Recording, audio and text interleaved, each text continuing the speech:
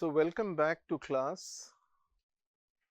I think while discussing Levi's piece where we cover levels of analysis framework, we had begun with a recap of the systems level understanding, a systemic understanding of how you can identify the system to be an independent variable that helps you understand questions of war and peace. How do you do that? You do that by looking at uh, the various explanations that accrue to that level of analysis. The fact that there is anarchy, the fact that there is the absence of a hierarchical ordering principle. Within this, you've had different ways in which the stability of the system is being explained. You have scholars who discuss a balance of power approach, which suggests that if there is a certain distribution of power in the international system and there is a run-in for hegemony, it creates a certain kind of reaction among other states who tend to sort of gang up and therefore try and sort of resist the run-in for hegemony by the other state and therefore induce a certain kind of stability in the international system.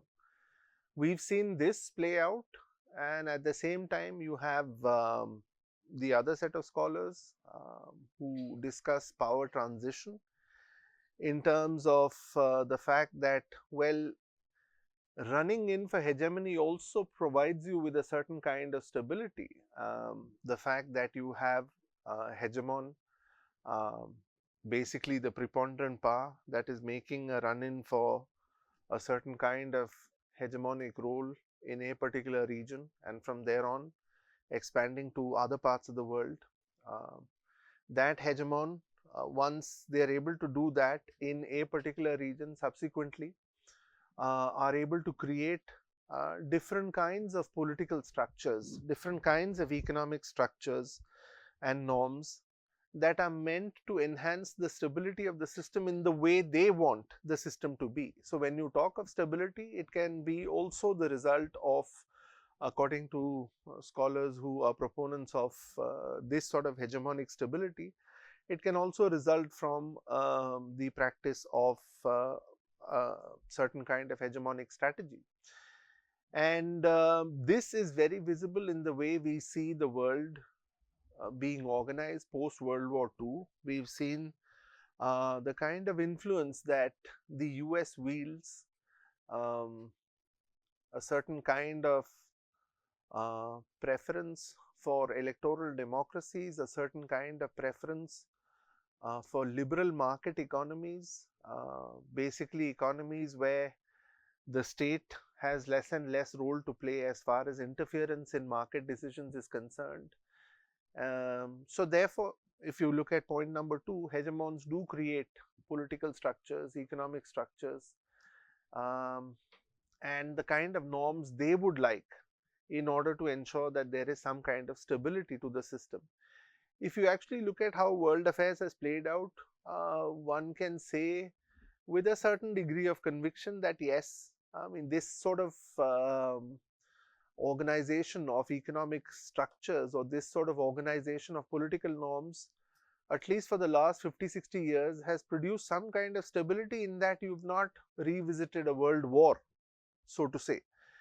But is the system perfect? Well, that is also difficult to say. I mean, when you look at localized conflicts, that sort of turns a lot of this argument on its head. But nonetheless, if the point here is that there is a certain stability induced in the system, then I think there is some merit in the way they look at how the hegemonic theory plays out.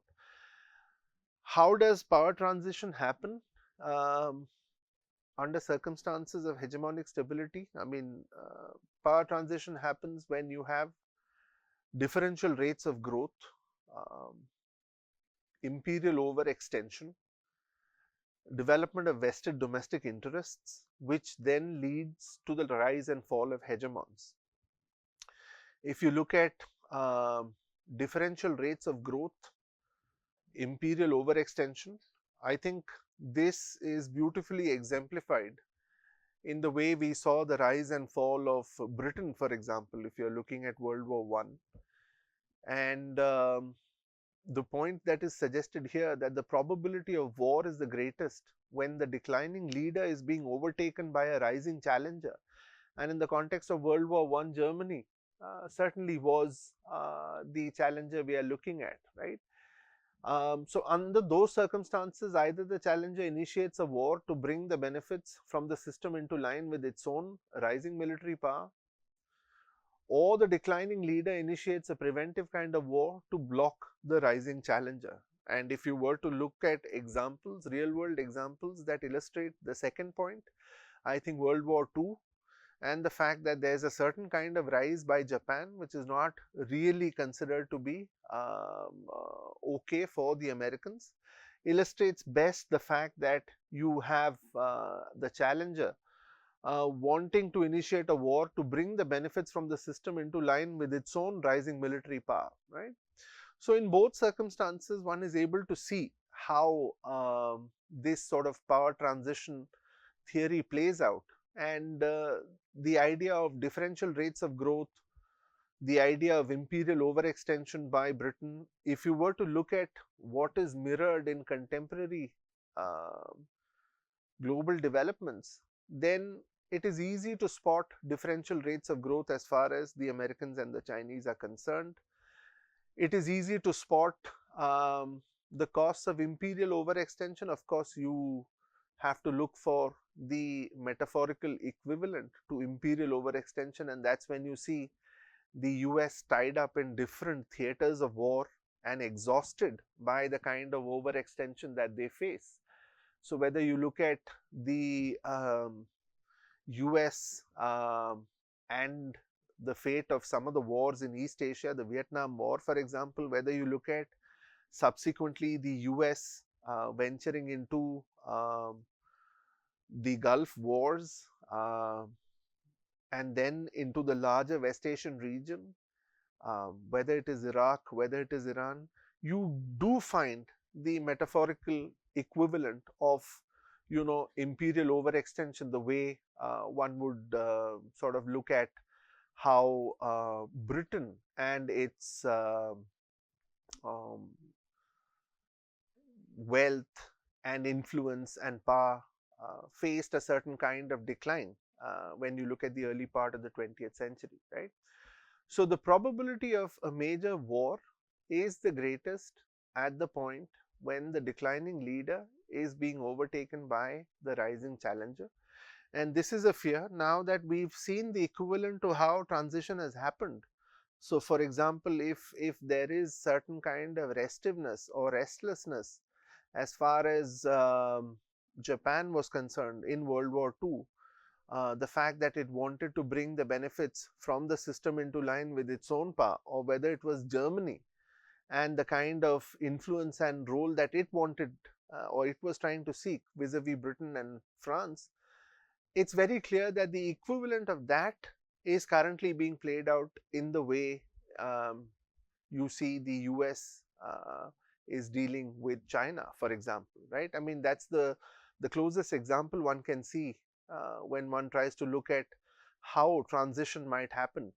Um, what the US is doing currently, according to several IR scholars, is basically only trying to delay the imminent kind of challenge that is posed by China's rise. It's very evident that while it's too early to say or discuss questions of war or conflict, but certainly with whatever is happening in terms of the pivot to Asia strategy, or in terms of the recent uh, Victory Day parade and the show of military might by the Chinese, and the fact that, you know, you do have a rising challenger in terms of the actual economic heft that it possesses, certainly brings to mind that, you know, the possibility of power transition seems to almost replicate what has earlier played out in previous cycles of power transition, right? So I think with that point, if we were to contrast um, the balance of power theory with the power transition theory, it's evident that, according to the balance of power theorists, as we discussed, hegemony never occurs because there is that influence that balancers always play in the international system. So that is their way of looking at um, state behavior when they suggest that any kind of concentration of power uh, tends to become destabilizing, in the sense that the moment you run in for hegemony, you invoke other balancers into creating a certain kind of pressure block, which in a way makes you worse off than where you began. Um, if you look at how they conceive power, it seems to be that balance of power theorists conceive of power mostly in terms of land based hard military power. But when you look at power transition theory and the changes that are broadly discussed in terms of rise and fall of hegemons and how they end up creating stability in the international system, we notice that the understanding is slightly different from how balance of power theorists would view. They would not concur with the view that hegemony never occurs. In fact, power transition theorists would suggest that hegemony is the way to ensure that, there is stability brought about by the preponderant power who enforces their preference for political norms, who enforces their preference for economic norms, etc. If you look at their understanding of hegemony, it is clear that it goes beyond an understanding of land-based military power. They are looking at global power and wealth. It's a certain kind of understanding wherein you're looking at aspects like the fact that it's too early to call off the American preponderance, because the kind of heft that the dollar has is not going to go away anywhere in the near future. So they would look at larger questions of global power and wealth instead of looking at just maybe comparison of land-based military power. So if somebody is comparing dollar to dollar, foreign reserve to foreign reserve, manufacturing to manufacturing, GDP growth rate to GDP growth rate, they would say that, those growth rates might not reveal the entire picture. It might be too early to say that, there is some kind of transition that might happen, primarily because in terms of the overall global power and wealth, the Americans are still leaps ahead of the next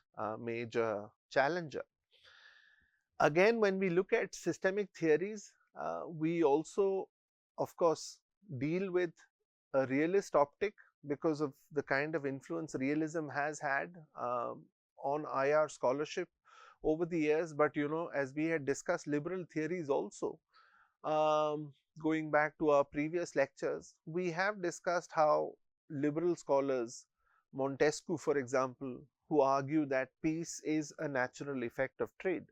It's also a systemic way of looking at things. At the simplest, if you look at the number of wars that might have occurred in a world that was less connected, that was less interdependent, that was not investing and trading with each other in the manner that you see today, and you correlate it with the number of wars that have happened, it sort of bears out a liberal understanding that, somewhere there's been the effect that trade, commerce, investments have produced, which have allowed for more peaceful relations to emerge. At a very simple level, if you were to sort of look at instances of war between states that are not trading with each other, the cost of war can be computed as the cost of whatever, the battle tanks, the aircraft, the cost of other kind of warfare that states would indulge in. if they are not trading. But if it is states that are trading with each other, then of course beyond the cost of battle tanks, ammunition and warfare costs, you have the opportunity costs of lost trade as well. So when you compute that into the overall equation, it becomes more and more difficult for states to choose war as the preferred option, because the loss in terms of interdependence and greater amount of trade and investment seems to be much higher than the instance of two states that hardly trade or invest in each other, right? Trade generates economic advantages for both parties, and the anticipation that war will disrupt trade and result in a loss or a reduction of welfare gains from trade or a deterioration in the terms of trade usually deters political leaders from war against key trading partners, right? I think the best example for this would be the way bilateral ties have played out between China and Japan, for example, right? If you were to contrast the current state of relations, um, one of course would admit that there is a pending dispute relating to territory. There is a pending dispute relating to say the way history played out in the early part of the 20th century, the Nanjing massacres, etc. But nonetheless, over the course of the last 6 to 7 decades, you have both economies becoming more and more interdependent in terms of how they've been able to align their supply chains, particularly in crucial sectors like electronics, and a whole host of other sectors, which have brought both economies closer to each other, right? So when you look at an immediate contrast with what was happening in the first half of the 20th century and you compare it to what's happening in the second half of the 20th century, it's fairly obvious that trade has generated certain kind of advantages for both parties, and there has been an anticipation that war could result in the reduction of all of these welfare gains that accrue from trade. Of course, realists would see more meaning in how they look at the world. For them, military coercion is much more efficient in terms of expanding markets, in terms of getting into more investment opportunities and promoting state wealth. So when you look at certain strategies that states adopt, even in the 21st century, in terms of choosing war, in terms of the kind of conflicts we see, either relating to oil interests or relating to other kinds of interests, it is clear that realists also tend to sort of see a lot of meaning in how military coercion is able to sort of provide them the same kind of opportunities and benefits. According to realists and a different strand of realists, when you look at neo-realists, for example, they would tend to believe that economic coercion can be used to exploit an adversary's vulnerabilities. So they would say that whatever the liberals tell you, so if the liberals tell you that peace is the natural effect of trade, they would say that, well, you look at bilateral trade, in every trade relationship, of course, there would be one state that might be more dependent on that trading relationship than the other. And if you have one partner being more dependent on that relationship, very clearly there is some kind of vulnerability that is built into the relationship. So you have a certain understanding that, it's fine that, peace might be the result of trade relations, but realists would see that, there can always be a possibility for economic coercion, which is then used to exploit the adversary's vulnerabilities. I think these broader arguments relating to a realist approach, a liberal approach, are well taken at the systemic level, right? And we'll go into details as to the liberal approach. We'll discuss that in far greater detail when we reach the segment where we discuss economic interdependence and vulnerability. But for now, if we were to sort of go back to Levi's framework, he wants us to look at levels of analyses. So we are looking at a systems level understanding, where we've been trying to look at questions of war and peace based on how the system is ordered. There could be stability, there may be hegemony that then results in stability. There could be those kind of outcomes.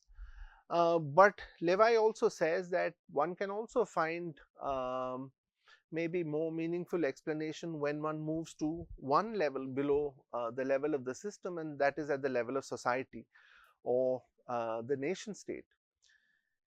And here we discuss what are identified as diversionary theories. So what happens here is usually when you look at liberal and Marxist theorists, according to them, a key assumption as to why war happens or why conflict breaks out, according to them, the reason is it is because of political leaders or the capitalist class that war and conflict usually sort of uh,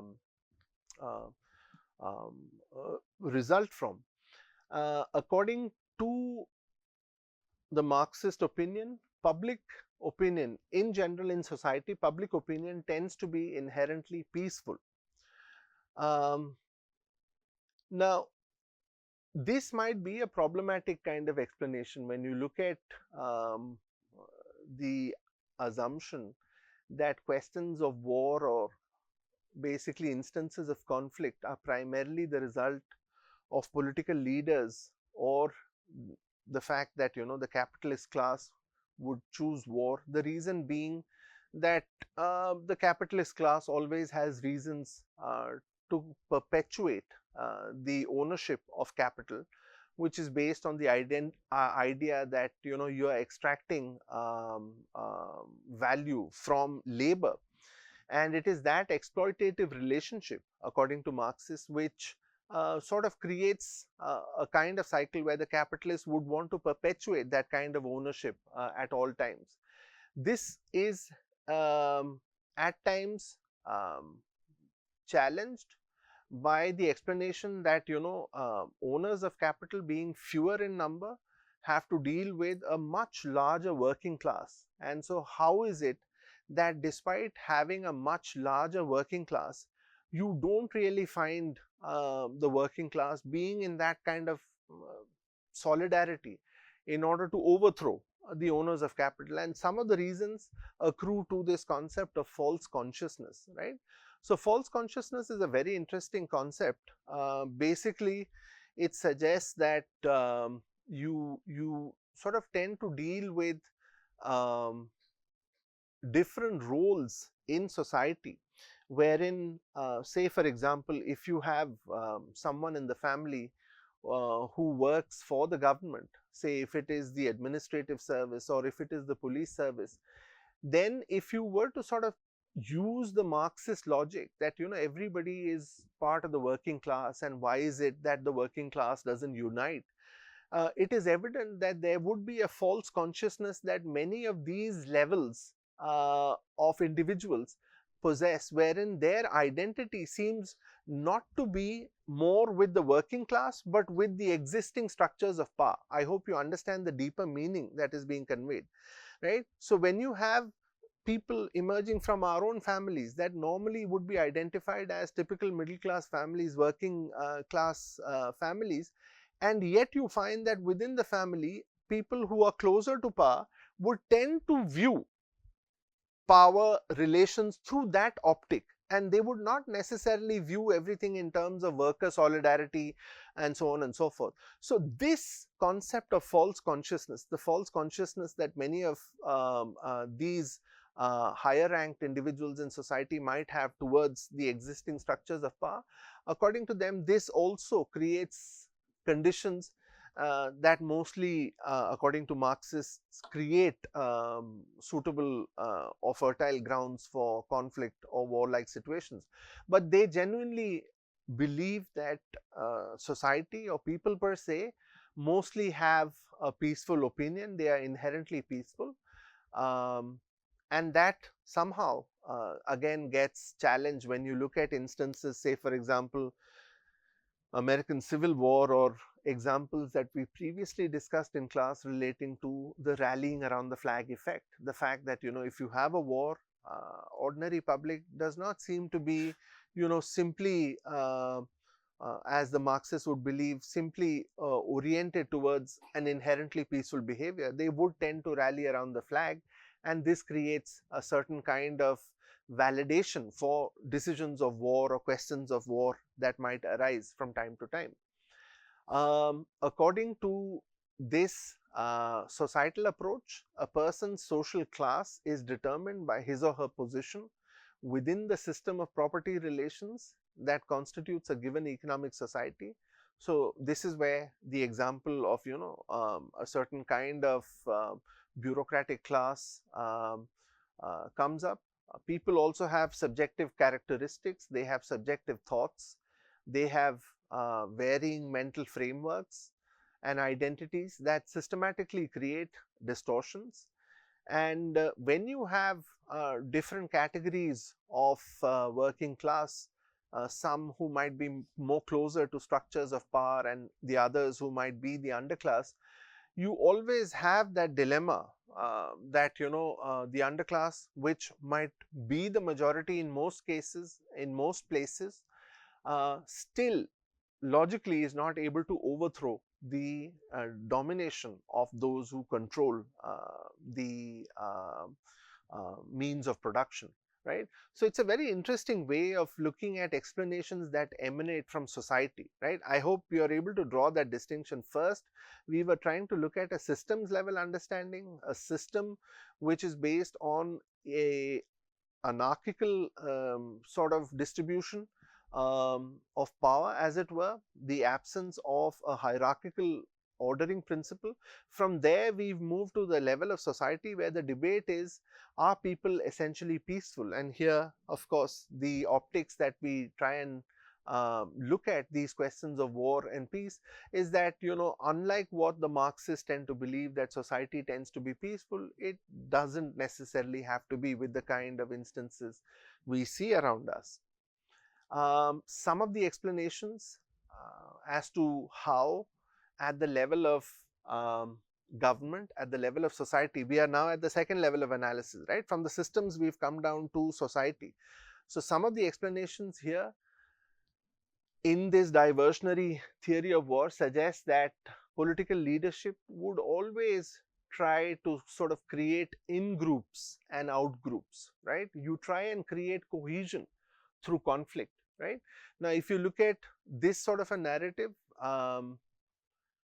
I am 100% sure that in China there might be, say for example, huge amount of inequality. I am 100% sure that in terms of the structure of distribution of wealth, you will have a typical pyramid kind of a structure wherein wealth is concentrated in the hands of an inverted pyramid, where wealth is concentrated in the hands of very few, and most of the people would tend to be still part of the middle income group, the working class.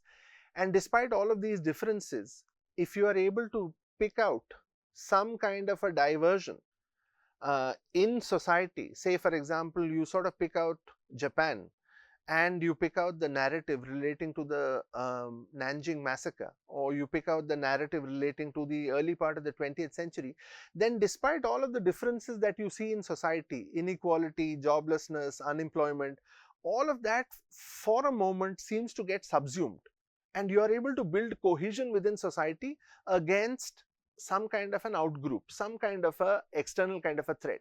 This is a commonly used strategy according to IR scholars, and this is what they call as the scapegoat hypothesis. You deliberately try and create or maintain external conflict. And mind you, this is not just limited to the example of China and Japan. If you look at the example of India and Pakistan, I think you will find many of these aspects getting mirrored, wherein there is some kind of cohesion that is brought about when the narrative of say for example an India-Pakistan war is raised, right? So at the level of society there is some kind of cohesion that is maintained. According to IR scholars, this kind of scapegoating or this kind of diversion is usually used by the leadership when you look at a certain timing of economic cycles. So usually this would be used best when you have, say, a bust cycle in your economic cycle. So if you have a boom cycle, that is not the time when these kind of diversionary theories of war will be playing out in society. That is not the time when, scapegoating would be seen to be happening. But when you have a bust cycle after a boom cycle, that is the time when, if growth is slowing, if there are other kind of issues that are bothering the economy, that is the time you might want to create an in-group versus an out-group kind of a scenario. The other timing for such use of the scapegoat hypothesis is in the context of democratic states, especially when they are near elections, right? So that is the other time you can expect this kind of scapegoating to be playing out. And the third instance where you find such scapegoating to be playing out is when the existing levels of political leaders and their domestic political support is fluctuating, especially on the downside. That is the time scapegoating tends to be used. So I hope you are able to again draw your thoughts to the fact that we are now discussing the explanation of conflict and war at the level of society, at the level of the state, at the level of the government. This is a second level of analysis. Earlier, we were sticking to a systems level of understanding. Now we are trying to understand that, well, war and peace might also be brought about by the kind of relations that you find in society. And therefore, when we discuss relations, we discuss the idea that it is not always the case that society itself is peaceful. Society can be, seen to be rallying around the flag if those kind of circumstances arise.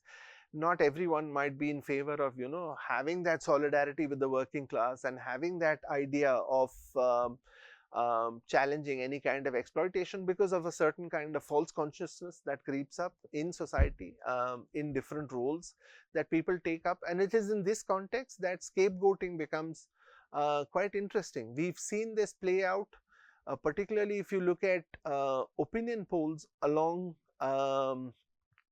popularity, right? When you have opinion polls that discuss the popularity of political leaders, I think maybe one constituency where this is more frequent is maybe the American kind of political setup, where frequently you have a discussion on, what is the current level of popularity of a certain leader.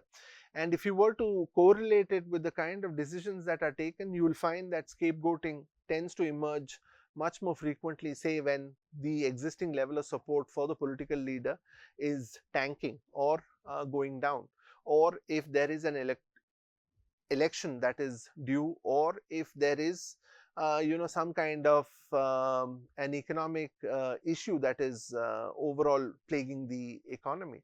So this is the time when you tend to see scapegoating play out.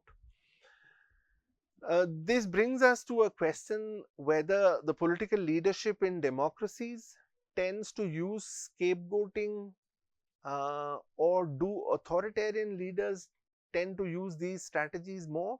Again, Levi makes a very interesting observation that there doesn't seem to be any greater propensity for authoritarians to be using this, and it is equally likely that even in democracies where you tend to assume that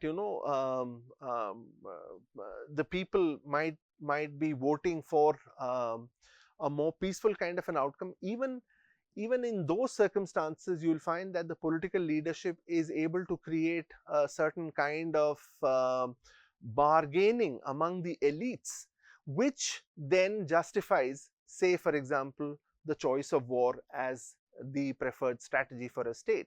So if you are looking at democracies and you are assuming that people will not vote for war, but people are more interested in peace, and therefore the political leadership will always be worried about those kind of concerns that are emerging from society, Levi says that it is not exactly the way in which it actually plays out. You might have a situation where there is intra-elite bargaining. Right, it's very interesting, intra-elite bargaining. So you might have a scenario where, say, for example, for one war, you might have the oil industry very keen to undertake that particular war, because there are certain interests around war, around oil, energy, and so on and so forth. In one kind of war, it might be the oil industry which is at the forefront. In another kind of war, it might be the military industrial complex, which is at the forefront of initiating war in order to sell more weapons, etc., right? So there could be different kinds of elites, and it is the bargaining that is obtained between these elites that allows the political leadership the space for such kind of diversionary action. So even if elites are divided, you find that bargaining among the different elites eventually produces a certain kind of outcome which might be in favor of war, right, even if they are divided. So for example, if you have an instance where the oil lobby suggests that this is not the best time to go and invade a particular country, this is not the best time to go and start war, maybe the arms lobby is much more powerful in that instance, and then they would suggest that no, now is the right time, and once you enter, you might have some kind of bargaining that okay, now that you have entered into a war or a conflict like situation, maybe the benefits or gains can be distributed even to the others who earlier might have not been in favor of that kind of action, but now can be placated with this kind of intra-elite bargaining, right? External scapegoating has been routinely used in this manner for unifying a divided elite. I mean, the example that I mentioned here is from 1982. This was over the Malvinas Islands. This was basically the attempt by the Argentinian military leadership to actually consolidate its power, and they decided that a set of smaller islands known as the Malvinas and the war also known as the Falklands War, they decided that they would undertake some kind of military action in order to capture it, so that capturing that island would then sort of unify the divided elite within Argentina. That was the strategy. But of course, the fact that Britain, which was controlling these, administering these areas, and the fact that the people who were settled in those islands were basically of British descent, were not in favor of Argentinian role, and Britain of course sort of pushed back Argentinian action. So the point here being that a choice relating to questions of war, questions of conflict, that choice can be made on the basis of several societal level concerns. It doesn't have to do with the system, it doesn't have to do with the ordering principle or the absence of a hierarchical order. It could do with the kind of diversions that are presented to leaders at various times. So when you look at what kind of adversaries make for good targets, you find that political leadership usually decides to go after enduring rivalries, right? So when you look at enduring rivalries, I think it's fair to suggest that post-independence, the kind of relations we've had with Pakistan, that is something that is conducive to this kind of strategy. When you look at China and Japan, there is an enduring kind of rivalry that has played out for a good part of a century, which makes for these kind of targets to be very suitable for diversionary action, right? And you can think of other examples which have involved enduring kind of rivalries. And the other kind of adversaries that make good targets are ethnic adversaries, right? And here the reference is to the adversarial relationship between the Tutsis and the Hutus, again going back to a certain kind of ethnic division as far as populations are concerned, and routinely stirring up the differences in order to possibly extract some political mileage and therefore creating conditions of conflict. So you can have enduring rivalries that become quite good targets for the leadership to tap into. You can have ethnic adversaries being used. So when you look at some of the disturbances in our neighborhood dealing with adversarial relations between different groups. So if you look at Sri Lanka, it becomes clear that there are domestic fault lines around ethnic lines. If you look at Myanmar, again you can find that there are different fault lines which are routinely used by the political leadership. And that's the point that we are looking at, right? That questions of war and peace are not just some issues that are determined at the level of system, but at the level of society, at the level of government, these are usual strategies that can be employed in order to end up in warlike situations. This brings us to the question that if the cost of an aggressive foreign policy is very high, that is, if there is some kind of imperial overstretch in the actions involved in a state's, say, use of force, how is it that the elites continue to maintain their power, right? So this becomes very interesting, because essentially Marxist-Leninist models, they assume that use of force only serves the interest of the ruling class. It doesn't serve the interests of society as a whole. However,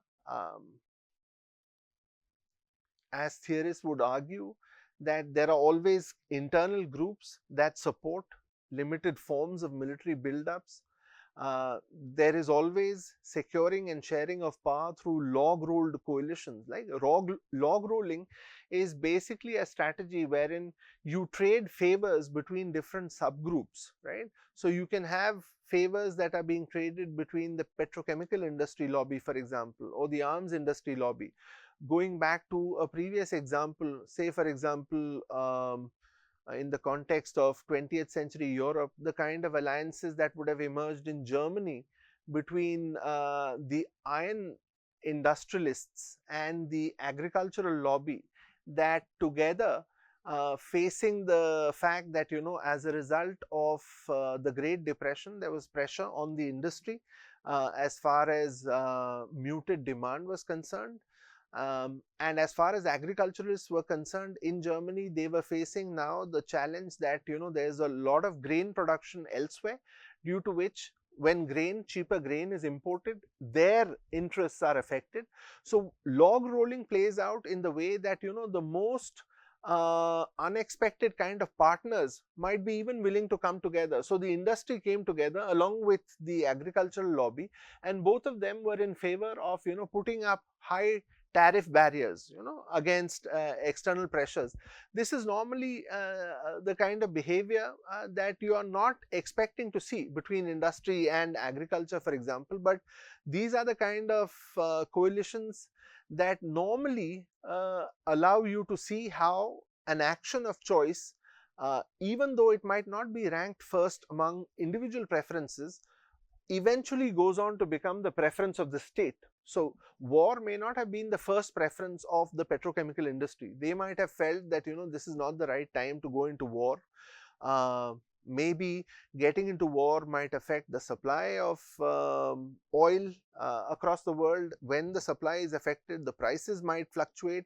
It creates a certain kind of volatility. This is not the best time to go into war. However, the kind of bargaining that might occur, so, you know, in comparison with the example that I gave you, how industry and agriculture came together at one point in time in Germany, similar to that, when these different groups start trading favors, so the arms industry suggests that, you know, it's okay, we have larger interests in terms of maybe expanding the military industrial complex, and once we are able to invade a particular country, it's okay, we'll make sure that, you know, you have monopoly rights in terms of extracting oil from that place. So the worries that the petrochemical industry had earlier, that, you know, war is not the right thing, it leads to volatility, it might create fluctuations in the price of, all of that tend to get adjusted when they are able to reach some kind of a bargaining, right, with each other. So this is the concept of log-rolled coalitions. Basically the idea is that you're trading favors between different subgroups, such that offensive action will be the action of choice, even if it is not ranked first among individual group preferences. It's a very interesting way of looking at things, right? So I think on that note, we'll bring today's discussion to a close. More when we meet in the next class.